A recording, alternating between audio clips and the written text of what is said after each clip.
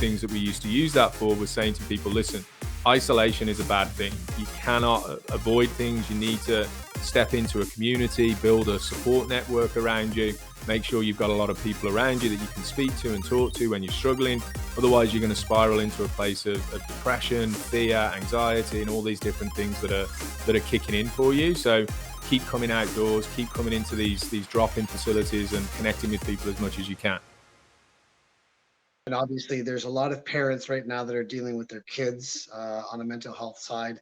The pandemic for COVID was obviously immense. It took a huge toll on our populace, on our kids, even on us, especially as adults as well. And I think, when we're talking about addiction and coping mechanisms, I think it's easy to point at somebody who's an addict because it's an easy find. To see the alcohol, the drugs, the sex, the gambling, the shopping, whatever the coping mechanism was for sober people, really got interrupted. Yeah. And when sober people started to see that, and I don't think they actually really catch the metaphor of, that's their coping mechanism, that we all have them. I've got a good 5 or 6 strong go-tos that I go to. But then that creates the anxiety that we saw on social media.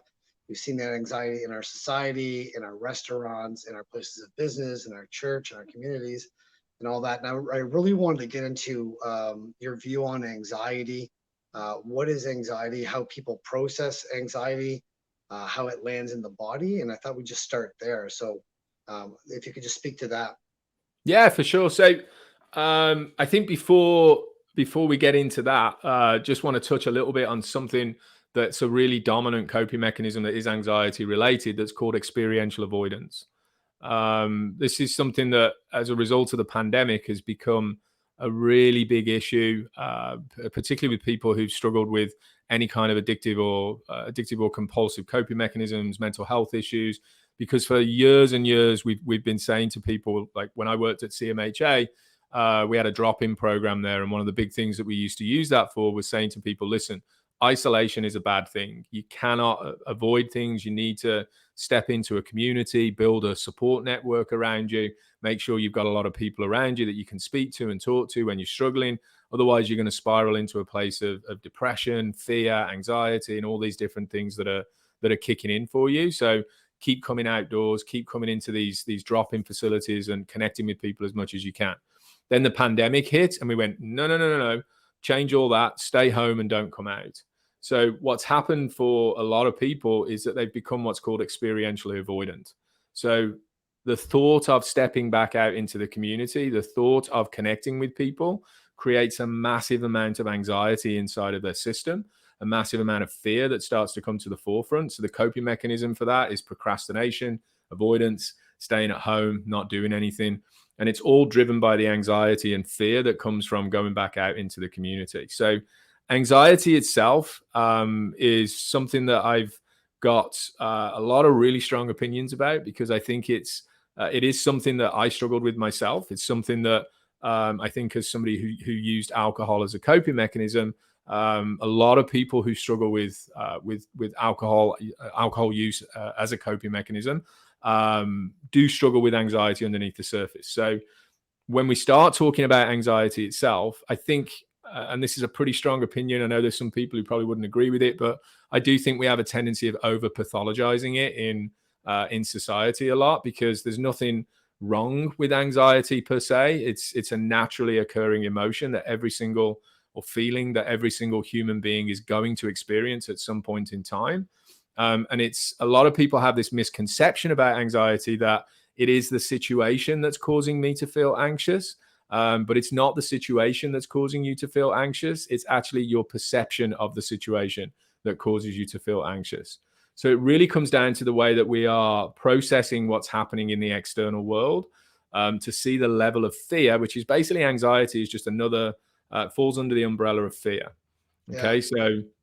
So to notice the level of fear that's coming into your system based on this particular story that you've got about what's happening in the world. So the other piece I think that's really important to understand about anxiety is quite often in the world of diagnoses. So first of all, I'm not a psychologist. I'm not a psychiatrist. So I'm not qualified or able to give anybody a diagnosis, but quite often in the world of diagnoses, anxiety and depression have a tendency of going together. So the amount of people that I meet that when you start talking about their diagnosis say that, oh, anxiety and depression. It's really important when you start talking about these things to understand that usually, and again, not always, when we start talking about this stuff, it's not black and white. It's not exactly the same. Not trying to paint everybody with the same brush, because that's definitely not. But usually in those kind of situations, when somebody comes in with an anxiety and depression diagnosis, it's really important to understand which one comes first, because there's usually one that's dominant and one that's kind of underneath it, right? So, for example, if anxiety is the primary, then I feel anxious all the time. I can't go outside. I'm afraid of exposing myself to particular emotions or situations, and the fact that I'm anxious all the time causes me to be depressed. Or it could be the other way around, which is depression is the primary, which is I'm depressed, I'm sad, I can't get up in the morning, I can't get out of bed, I feel so alone, I feel like I'm completely isolated, and the fact that I'm so depressed all the time makes me feel anxious. So it's really important to understand which is the primary and which is the secondary, because it kind of changes the way that you're working with somebody. If anxiety is the primary, you're going to focus on the anxiety. If depression is the primary, you're going to focus on the depression, because if you work on the anxiety, the depression is secondary, right? So anxiety itself is it's something I think that we label a lot in society with people, particularly young people. It gets thrown around quite a lot, like, or really, I'm really anxious. And it seems to me like we've created this a bit of a monster in society where we have this belief that we can fix anxiety with a pill.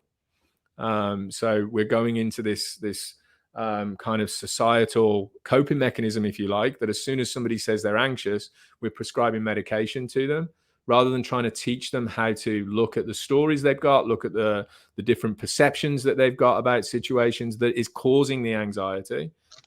We seem to be just like throwing a medication into the mix to try to fix the problem as fast as we can, which is also causing problems in itself, because it creates this mentality of instant gratification. So inside of the world of addiction, we're often talking about the pig. So the pig is the problem with instant gratification. We develop this mentality of instant gratification or instant fix for the problem, which is what an addictive lifestyle is. I've got an issue with anxiety. I've got an issue with depression. I feel guilty. I feel ashamed. I feel sad. And as a result of that, I need to fix this problem really quickly, because I don't want to sit in this space for too long. So I use the substance, or I take the pill, or I do this thing that kind of fixes it really quickly. What we need to start doing, I think, in my opinion, when we're working on these things is, in some cases, some people have such extreme anxiety that there is some kind of a medication that's needed to try to help them come down, particularly with things like panic attacks, anxiety attacks. It can be really helpful to use certain medications to help people out of those situations.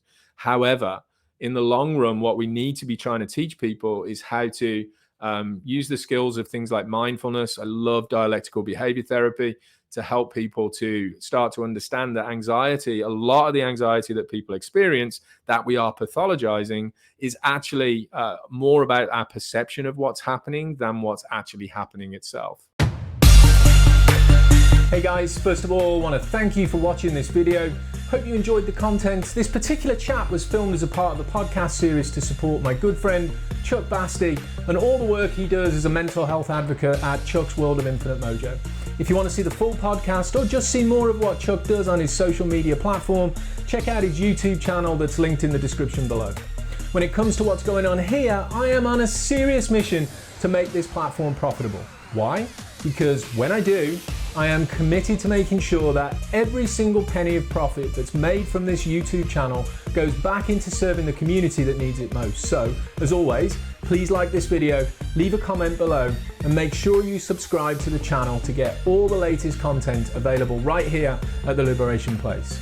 Come join us for our live online conversations every week. I'll put all the links in the description below, and let's get the word out there about living the life you want to live, not staying stuck in the life you're currently stuck in. Hopefully, see you soon.